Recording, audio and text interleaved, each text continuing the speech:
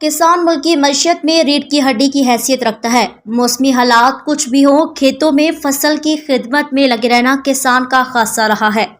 सुबह सवेरे दिन चढ़ते ही चाहे मौसमी हालात कुछ भी हो, अपने औजार लेकर खेतों की तरफ चल देना किसान का मामूल है।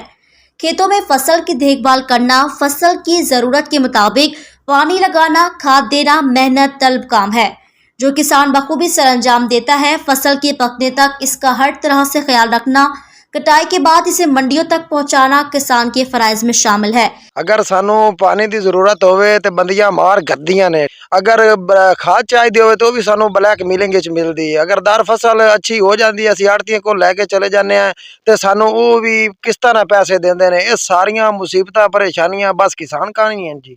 जबकि मवेशी पालना, इनकी देखभाल करना मुआश के जरिए के साथ साथ पसंदीदा मशगला है।